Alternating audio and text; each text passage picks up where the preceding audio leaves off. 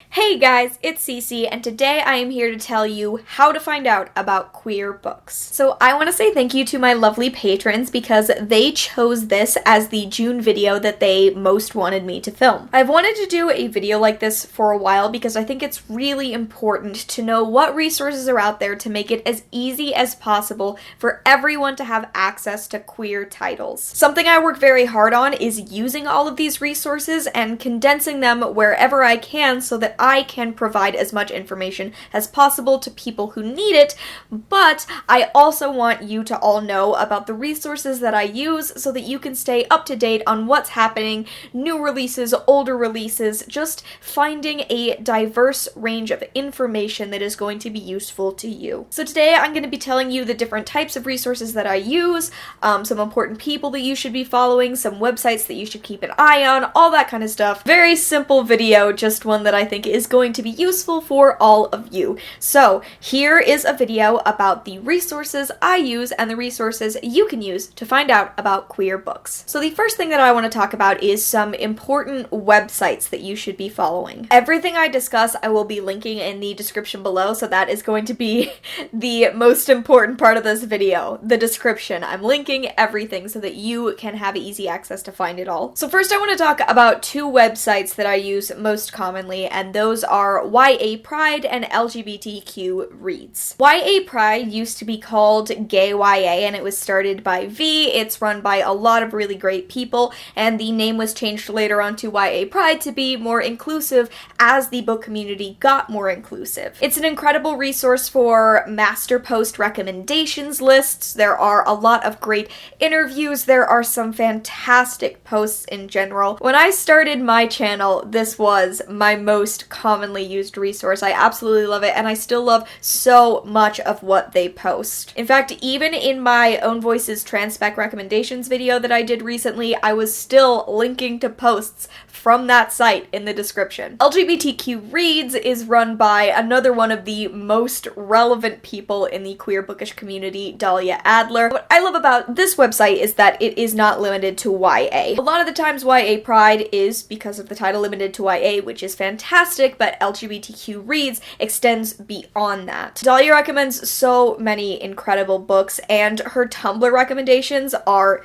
like ridiculously on point, and I can't even imagine how difficult it is to run a site with as much detail and as much care as Dahlia has. I love her 5 on a Theme posts. I am constantly liking Tumblr asks. Plus the tagging system in general makes it so much easier to find the stuff you're after. So YA Pride, LGBTQ Reads, these are essentials. I also have another resource that's a little bit more specific as far as queer reads, and that is the Lesbrary. The Lesbrary is an amazing site to find books about queer women. It was started by Danica, who is here on BookTube and who I adore for so many reasons. But one of the things I love most about the Lesbrary is their roundup posts with a lot of different links. It's just a really great way to have access to a lot of different sites that are posting queer content that you might not be aware of. Those link roundups are incredibly useful in finding new resources, in finding posts that you maybe missed because there is so much going on the internet. But also the Lesbrary is great for their recommendations and their reviews. I am constantly adding stuff on Goodreads because I see a really positive review from a Lesbrary reviewer. There are a couple of other websites I want to recommend that aren't as specific, but using their tagging systems you can find posts much more easily.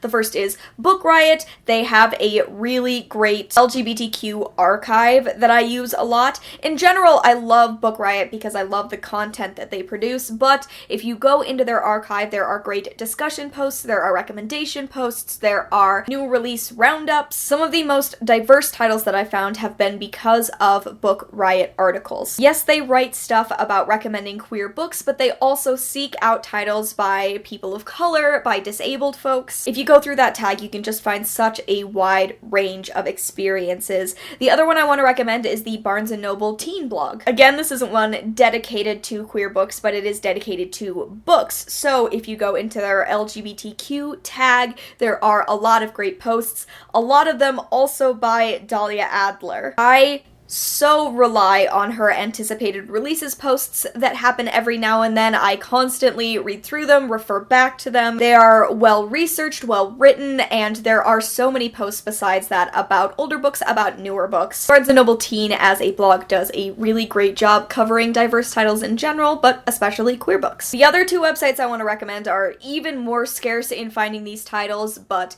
Bustle and Autostraddle both have had really excellent and solid roundups of different books. I really loved this 65 queer and feminist books from 2018 that Autostraddle did. And I also really loved the 23 LGBTQ books with people of color protagonists because it's time to diversify your reading list post that Bustle did. Again, it's all just about using the tagging systems on these websites. Guaranteed, if there is one post about it, there are going to be more, and you just have to take advantage of the fact that a lot of the times websites like Autostraddle and BookRiot and Bustle, they're going to be extensively tagged, and if you use those tags, you can find posts that are relevant to your interests. The next section that I want to jump into is Goodreads. Goodreads gets its own little category because it is a website, but there is so much more going on in Goodreads that it has to have its own section. So I have not made it any kind of secret that there is one list every single year that I rely on most of all when I'm coming up with anticipated releases prior to the Barnes & Noble Teen blog post getting released, and that is the anticipated releases for the following year that have possible LGBT themes. These are lists that are made by Rainbowheart, a user on Goodreads. I have been using this list yearly since I started my channel. It's always really excellent. There are always a few books that it turns out they don't actually have LGBT protagonists, but doing research can kind of eliminate those. There are some that aren't on the list that you discover later, but if you want like a really solid roundup of usually they're made like a year and a half out, these are definitely lists that you want to use. Rainbowheart is a user I adore on Goodreads. I constantly follow their reviews and their lists are just so essential to me in the content I create. Finding Goodreads reviewers is a great way in general to find out about queer books. Whenever there is a book that is released about queer ladies, there are like 5 book bloggers that are going to be up on the top rated review. Sometimes I am that reviewer, but there are a few others who are we are always dominating the top of that list, especially if it's not a super hyped release. If there are people who are constantly reviewing queer books on Goodreads, if you recognize their icon, their name, send them a friend request, especially if they are accepting friend requests. If they're not, just follow their reviews. The more that you see these reviews as you're scrolling through Goodreads, the more you'll discover queer titles you might never have heard of otherwise. That's also why it's really good if you have a booktuber who reads a lot of queer books to follow them on Goodreads, if they have a Goodreads. Booktube is great because you get to hear reviews. Goodreads is sort of that instant gratification of knowing what a booktuber or book blogger you really love has rated a book so that you can immediately know if it is a book that you want to keep an eye on. I know that this seems really basic, but a lot of what makes Goodreads useful as a platform is digging through lists, going through different books, seeing similar names. It's a lot of cross-searching and cross-posting, and it's not the easiest way to get into a queer book community, but the more that you're willing to spend time on that platform digging through names and finding people who have recommendations, who share their opinions, the easier it gets and the easier it's going to be to have access to diverse titles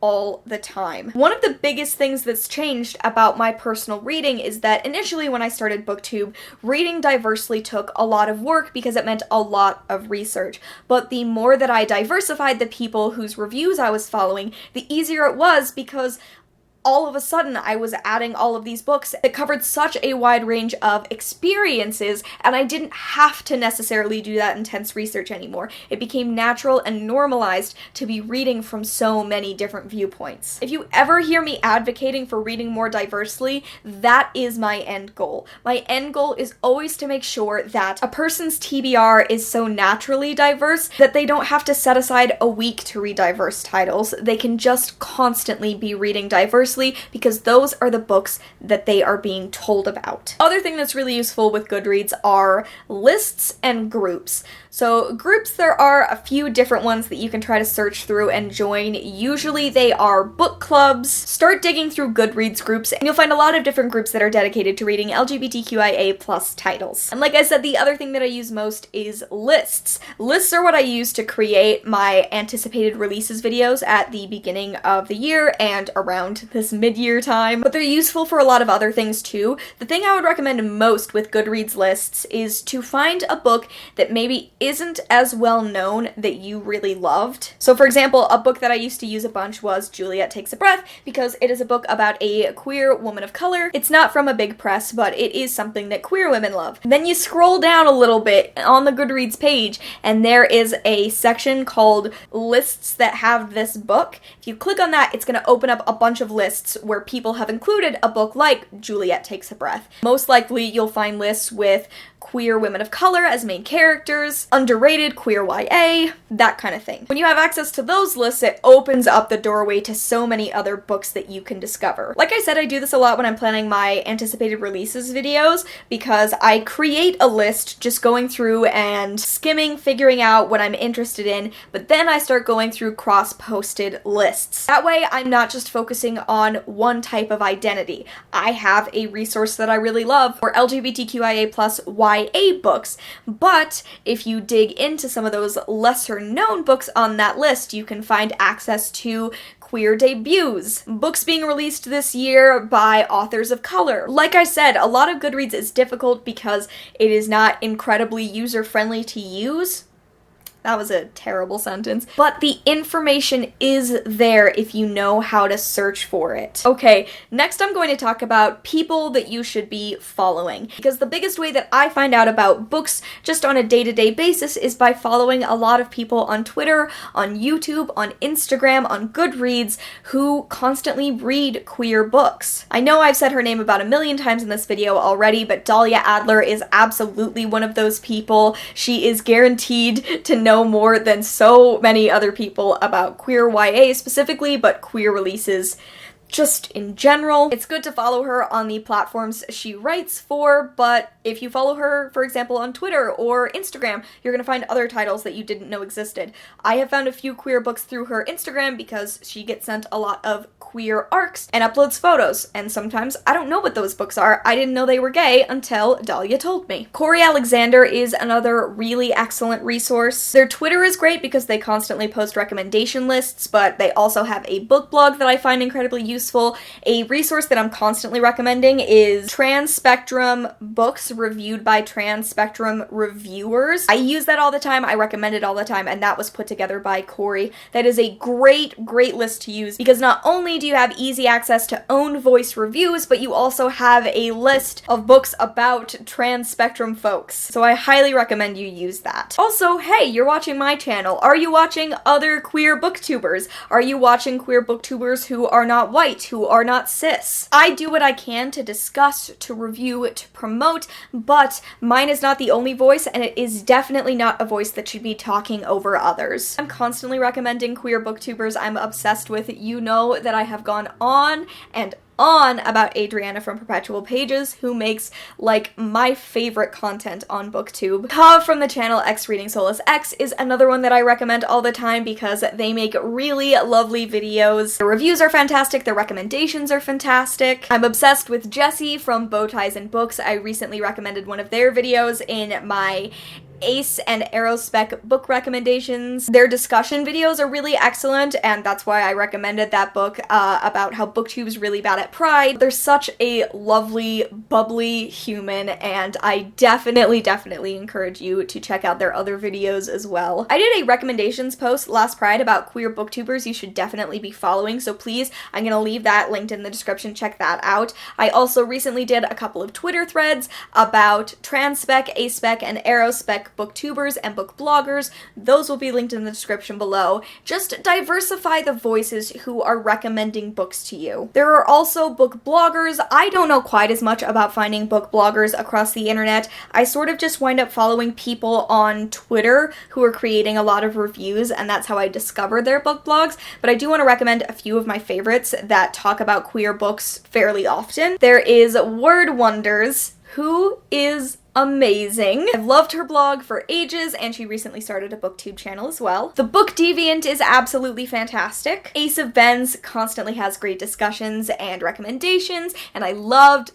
meeting them at Book Expo and BookCon. I also wanted to recommend Jelly Fable. I recommended Jelly Fable in my Ace and Aerospec book recommendations because I use that blog constantly. I am always reading stuff on Jelly Fable. And the last one I wanted to suggest is The Quiet Pond. That one is fantastic for diverse releases of all types, but there are definitely some queer titles that are covered as well. There are so many great people out there, and the more that you find them, the more you are going to find diverse titles. The other thing I would recommend is to follow your favorite queer authors on other platforms. Definitely keep an eye on their websites so that you know about upcoming books that might be being released, but if at all possible, try following your favorite queer authors on Twitter. So many authors love to support their fellow author friends, and this can lead to finding books that you might not have known about had that author not recommended that book to you. Plus, if you already like what that author writes, then it's a pretty good chance you're gonna love what they read too. If there is an author who is somewhere in the LGBTQIA+ community who writes books you love, maybe follow them on other platforms because they are going to lead you to new names, to new people to follow, and it's just going to expand your world. And then the other thing I'm going to recommend is following readathons or groups on Twitter that are focused on reading queer titles, because a lot of the time they do recommendations posts, but also you get to see what other people are reading when they retweet TBRs. So Sapphicathon is a great one, the Queer Lit Readathon, Prideathon, the Rainbow Readathon. These are all really great things to follow on Twitter. You also have places that are sort of a database and a Twitter that focuses on uplifting other titles. So the Ace Arrow database, Trans in Publishing, Queer Cartoonists. Those are all great Twitters to follow because it means you are going to, in some cases, get recommendations for a readathon coming up, and in other cases you're just going to know more about titles because those Twitter pages are all about uplifting those titles. The last thing I'm going to recommend is a really easy way to dig through BookTube and find new booktubers to watch. There are a couple of tags that you can go through. I recently saw the NB book tag going around. Adriana did it. Of course I have to recommend. Of course I'm talking about Adriana still. But going through that tag is a great way to find new people. The LGBTQIA+ booktube tag is a great resource. I personally did one of those videos. If you want to check it out, I'll link it below and up in the corner. I recommended some booktubers in that video, but if you search it on YouTube, you can find a bunch more. That, by the way, was a tag created by Danica from the Lesbrary, so like, again, I have to talk about Danica, so definitely check out that original video as well that Danica did. And then the other one I want to recommend is the representation book tag. This is a tag that was created by the channel Iris Moon. I have been following Iris for a number of years. The representation book tag isn't specifically for queer reviewers, but it is a great way to find a lot of new booktubers in general, because it's not just about finding queer booktubers, it's about diversifying your subfeed as much as possible. So this is another great one that you can search and find some new people to watch. Alright, that is it though. Those are all of my recommendations. Those are all my suggested resources for finding out about queer books. There are a ton more. Oh, I completely forgot about a couple of different databases you should check out. There's one for Own Voices Trans YA, which I will leave linked, as well as one that is an asexual and aromantic characters database. Okay, now I'm done. If there are resources you use that I didn't suggest, please let me know what they are down in the comments below. People can continue to use the links down there. We can get more resources. We can learn together. Other than that, thank you so much for watching. I hope you enjoyed. I hope that you can continue to read queerly, and I will see you in another video very soon. Bye!